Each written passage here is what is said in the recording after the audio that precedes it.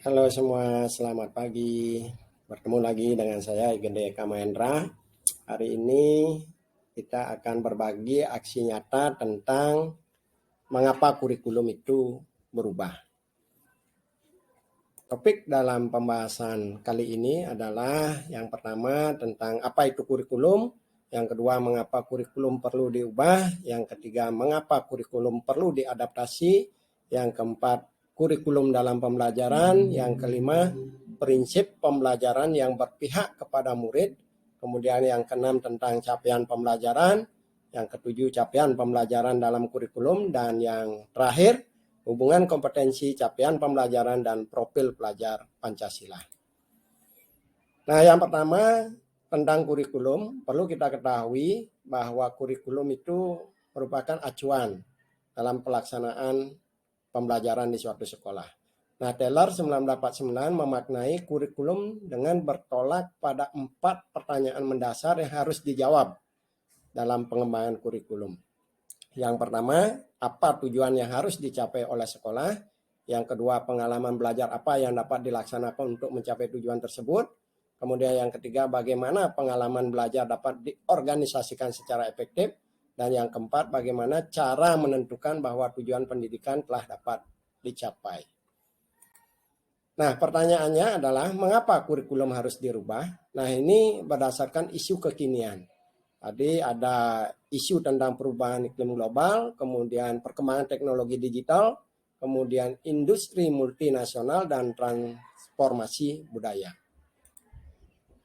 Nah, konsep kurikulum Ki Hajar Dewantara pernah menyatakan bahwa pendidikan itu menuntun segala kekuatan kodrat yang ada pada anak, agar mereka dapat mencapai keselamatan dan kebahagiaan yang setinggi-tingginya, baik sebagai manusia maupun anggota masyarakat. Nah, Ki Hajar Dewantara menitik beratkan pada tiga pilar pendidikan, diantaranya orang tua, peran masyarakat, dan sekolah.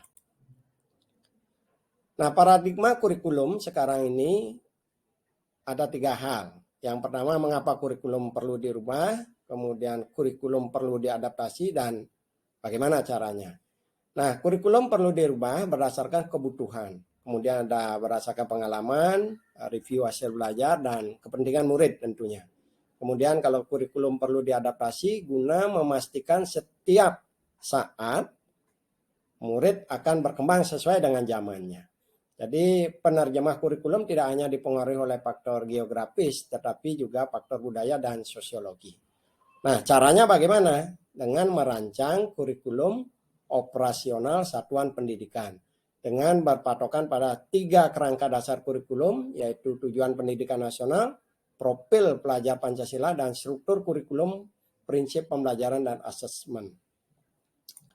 Nah, kurikulum dalam pembelajaran itu sifatnya dinamis. Kemudian harus dapat mengikuti perubahan zaman dan kebutuhan satuan pendidikan. Maka sangat perlu kurikulum itu dievaluasi.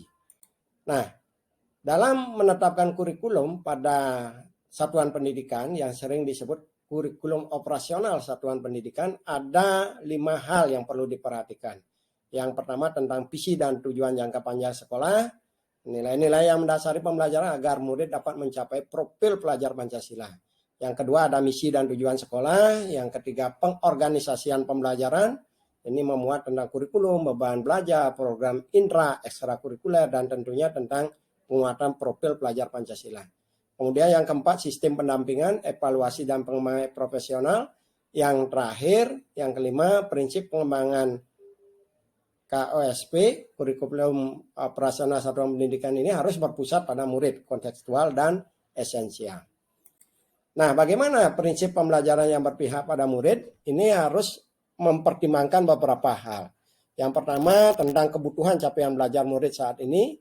Yang kedua tentang membangun kapasitas belajar murid menjadi pembelajar sepanjang hayat. Kemudian yang ketiga mendukung perkembangan kognitif dan karakter murid. Yang keempat menyesuaikan konteks kehidupan murid. Dan terakhir mengarah pada masa depan yang berkelanjutan. Nah, prinsip ini diharapkan dapat menciptakan lingkungan pembelajaran yang mendukung beragamnya kebutuhan, bakat, dan minat potensi murid.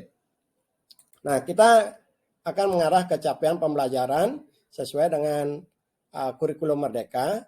Jadi capaian pembelajaran disusun dengan memperhatikan tahapan-tahapan perkembangan murid sesuai dengan usianya. Jadi ini dibagi berdasarkan fase, bukan berdasarkan tahun ya. Jadi fase yang memiliki rentang antara 1 dan sampai 3 tahun. Nah, kemudian ada fase A. Fase A ini di kelas 1 sampai 2 SD, fase B kelas 3 4 SD, fase C kelas 5 dan 6 SD, fase D kelas 7 sampai kelas 9 SMP, fase E kelas 10 SMA, dan fase F kelas 12 SMA. Di mana masing-masing fase ini memiliki karakter yang berbeda. Di mana pada fase A ini menguasai kompetensi yang ada, mempresentasikan apa yang dilihat melalui kata-kata. Fase B kemampuan untuk membandingkan namun hal-hal yang masih konkret. Fase C mengklarifikasi bentuk sesuai dengan ciri-cirinya. Fase D meningkat pada konsep-konsep yang abstrak dan pembuktian. Kemudian fase E memecah persoalan yang abstrak, dan fase F nanti penerapan untuk konsep yang abstrak. Nah, capaian pembelajaran dalam kurikulum ini digunakan sebagai acuan dalam pembelajaran intrakurikuler. Jadi di sini memuat kompetensi-kompetensi pada capaian pembelajaran yang nantinya diturunkan menjadi tujuan pembelajaran sebagai sebuah alur untuk satu fase.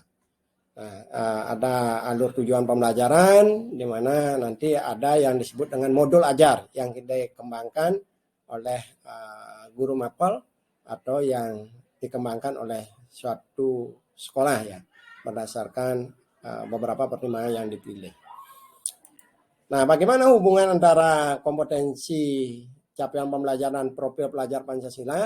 Yang ini yang baru tentang profil pelajar Pancasila ini menggambarkan karakteristik pelajar yang diharapkan terbangun seiring dengan perkembangan dan kemajuan proses pendidikan. Jadi ada 6 dimensi di sini. Yang pertama beriman dan bertakwa pada Tuhan Yang Maha Esa dan berakhlak mulia, kemudian kedua kebinekaan global, ketiga gotong royong, keempat mandiri, yang kelima bernalar kritis, dan yang keenam kreatif. Nah, hubungannya ini seperti pada bagan, di mana dimensi profil Pancasila ini menjadi rujukan bagi guru untuk menurunkan nantinya capaian pembelajaran. Kemudian akan turun menjadi alur pembelajaran dan tentunya digunakan untuk meramu modul ajar.